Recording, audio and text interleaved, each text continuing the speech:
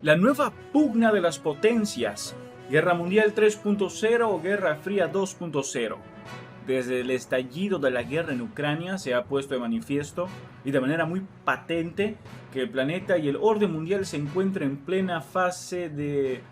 reconfiguración. Si bien se era ya plenamente consciente de que el planeta, el orden mundial, se encontraba en plena reconfiguración desde el ascenso de China a segunda potencia económica global, la guerra en Ucrania ha puesto de manifiesto que la geopolítica en su máximo esplendor ha regresado. Y esa reconfiguración de las relaciones internacionales se está produciendo desde una óptica realista, donde las naciones, especialmente las potencias, pugnan por sus intereses en un entorno internacional sumido en un cierto caos y desorden. En ese mencionado proceso de reconfiguración y donde la herramienta militar ha vuelto a hacer su aparición sin ningún tipo de complejo, se puede generar una nueva guerra mundial, una nueva guerra fría. En definitiva, en cualquier caso, un nuevo equilibrio de poder. Un repaso de esos potenciales órdenes globales con el telón de fondo de la guerra en Ucrania y una reflexión final. Es lo que articulamos. Desde hace más de un año, un conflicto de una magnitud e intensidad no vistas en Europa desde la Segunda Guerra Mundial, tanto por la cifra de bajas y la destrucción producida, como por el número de naciones directa e indirectamente implicadas en la contienda, asola el este del continente. La invasión rusa de Ucrania ha puesto de manifiesto no solo que la guerra convencional seguía siendo un hecho, pese a todos los adalides del fin de los conflictos clásicos y de los sistemas de armas cinéticos, carros de combate, cañones, aviones, etc., sino también que al menos las potencias no solo no renunciaban a sus intereses particulares, pese al mundo globalista y globalizado, sino que seguían dispuestas a emplear todas las herramientas a su alcance, incluyendo el uso de la herramienta militar cuando fuera preciso. Las afirmaciones relativas al devenir de la contienda y sus efectos a medio plazo son muy diversas, y donde los pronósticos, en la mayor parte de las ocasiones, y pese al apoyo argumental con el que se los pretende apuntalar, pueden estar más en el ámbito de las conjeturas que en el de las realidades, y más considerando que la propia magnitud del conflicto y su carácter vivo y dinámico pueden generar unas consecuencias absolutamente impredecibles. Es factible hallarse ante las fuerzas e intereses puestos en juego, ojalá no sea así, en la primera etapa de una futura tercera guerra mundial, o que el resultado final ante los bloques que van surgiendo sea el de una nueva guerra fría. Sea como fuera, sea alguno de los citados el resultado final, o sea otro cualquiera, lo cierto es que las potencias están reconfigurando una vez más el orden mundial. Es factible encontrarse con un amplio abanico de opciones en función de la forma de ser y de planteamiento ante la propia vida, del modelo de sociedad deseable y del paradigma a seguir en las relaciones internacionales. Opciones que pueden encuadrarse entre el idealismo y el realismo. Por tanto, es posible encontrar planteamientos vitales, individuales y colectivos, centrados en principios abstractos, en algunos casos universalmente aceptados, y considerar que sobre esa base es factible la existencia de sociedades justas y de unas relaciones internacionales fundadas en la equidad y en la razón. Pero también es factible encontrar en el otro lado de ese amplio intervalo un planteamiento que dimana de la concepción imperfecta del ser humano, que señala que las sociedades y las relaciones internacionales replican y amplifican esas imperfecciones y que por consiguiente es el interés y no los valores el motor esencial de las personas, las sociedades y por ende de las relaciones internacionales. Entre estas dos posiciones extremas caben muchas otras intermedias, obviamente, pero presentando el asunto de manera muy general y simple, estas líneas de pensamiento pueden, con todas las matizaciones que quieran realizarse, identificarse, grosso modo, como idealistas y realistas respectivamente. En un planeta que se reconfigura, los intereses constituyen el motor esencial de dicho cambio, y más si los valores universales son permanentemente cuestionados en unas sociedades cada vez más líquidas. por lo que el realismo gana enteros a la hora de explicar dicha dinámica. Y si bien existen matizaciones y ciertas diferencias entre las diversas escuelas realistas, en esencia todas beben de los mismos principios, que de manera muy esquemática pueden enunciarse de la siguiente manera. El elemento esencial en las relaciones internacionales es el concepto de interés entendido en clave de poder, y las piezas esenciales de esas relaciones son los estados y el intento de consecución de ese interés, que puede sufrir alguna mutación con el tiempo. Es el que guiará en la mayor parte de los casos la política internacional de las naciones, lo cual propiciará también un cierto componente de predictibilidad, de tal modo que se llega a afirmar que el realismo es impopular por su tendencia a acertar en sus predicciones. Y si el comportamiento de muchas naciones bajo la óptica realista resulta predecible en un cierto grado, si se le añade que el denominado neorrealismo señala que de los tres niveles de análisis a considerar, individuos, estados y sistema internacional, el preponderante es precisamente el sistema internacional, un sistema conformado por una serie de partes, estados,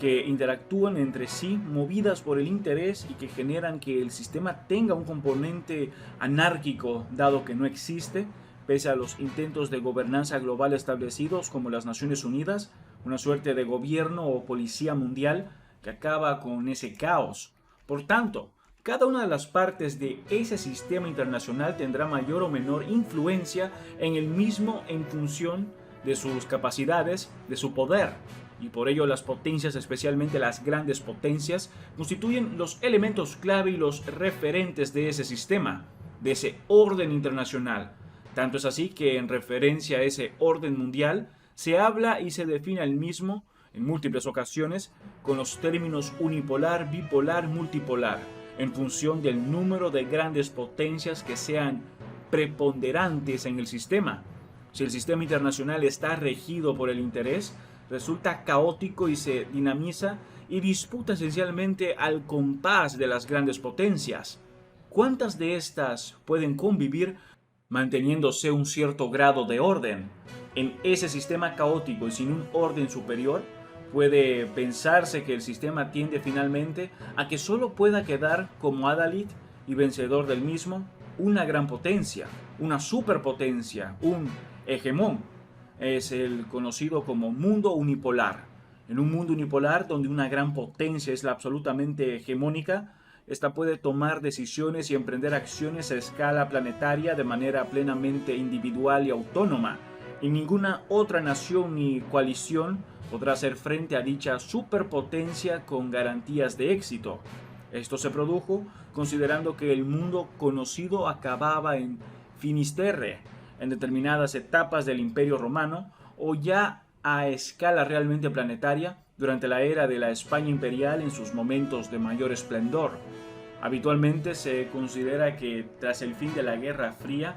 y la desaparición de la Unión Soviética como superpotencia en 1991, el orden mundial puede definirse como unipolar, con una sola superpotencia, los Estados Unidos. Pero esa conceptualización es revisada por varios analistas y se acuña el término unimultipolar, que se corresponde en mayor medida con el orden existente tras el final de la Guerra Fría. Manteniendo el estatus de única superpotencia mundial, los Estados Unidos poseen una capacidad de acción superior a la de cualquier nación del planeta, incluso de varias de las potencias de segundo y tercer orden unidas. Pero pese a esa poderosísima asimetría de poder, Washington es capaz de llevar a buen puerto por sí solo todas y cada una de sus cuestiones e intereses sin el concurso o al menos la inacción de otras potencias menores. Asimismo, tampoco las grandes cuestiones planetarias pueden ser afrontadas por el resto de las naciones o potencias del mundo sin el concurso o al menos la inhibición de la actuación en contra de los Estados Unidos. La guerra de Irak, principiada en el 2003, o lo acontecido en Afganistán durante las 2 décadas iniciales de este siglo, constituyen una muestra de esta realidad. Y si bien pueden parecer órdenes internacionales muy similares, Ciertamente no lo son, pues en un orden unipolar el hegemón es indiscutible y modificar ese orden y ese desequilibrio de poder resulta una tarea muy compleja, costosa y larga. De nuevo sobre la base de los ejemplos históricos de Roma y España y pese al factor tiempo y al menor ritmo de sucesión de acontecimientos en el pasado, es factible llegar a esa conclusión. Sin embargo, en un mundo multipolar, si bien la identificación de la superpotencia también es clara y la diferencia de capacidades redunda ciertamente en su favor, las demás potencias o coaliciones de naciones podrán poner en jaque con mayor facilidad y a menor coste el hegemón, e incluso plantearse de manera aislada o en coalición modificar el orden internacional hacia otro más beneficioso para sus intereses. Los propios ejemplos de Irak y Afganistán presentados dan testimonio de esa realidad. Por tanto, la superpotencia de ese orden mundial unimultipolar, consciente de esa realidad, intentará por todos los medios a su alcance lograr que el sistema devenga unipolar, lo cual indefectiblemente estimula los esfuerzos de las otras grandes potencias para crear un sistema multipolar. Bajo ciertas premisas y siempre moviéndose en el campo de la conjetura, no podría encajar el conflicto de Ucrania como modo y forma por parte de unas y de otras potencias en la búsqueda de esa reconfiguración global en todos los órdenes e instancias del poder, o siguiendo con las conjeturas y la siempre apasionante política ficción, no podría encajar el conflicto de Ucrania en el intento de seguir manteniendo la situación de unimultipolaridad. Se ha llegado a señalar, a modo de simple ejemplo, que esta guerra podría salvar el orden económico mundial, en el sentido de recuperar y mantener las normas y reglas desarrolladas tras la Segunda Guerra Mundial bajo el liderazgo de los Estados Unidos, pese a que a corto plazo los efectos de la contienda sean demoledores para la economía global. Por lo tanto, parece que caso de la existencia de una sola gran superpotencia hegemónica, sea un orden unipolar o unimultipolar, realmente no por ello dejan de existir las pugnas. Y si hubiera una simetría de poder. Eso es todo por ahora. No olviden comentar y suscribirse. Hasta el próximo video.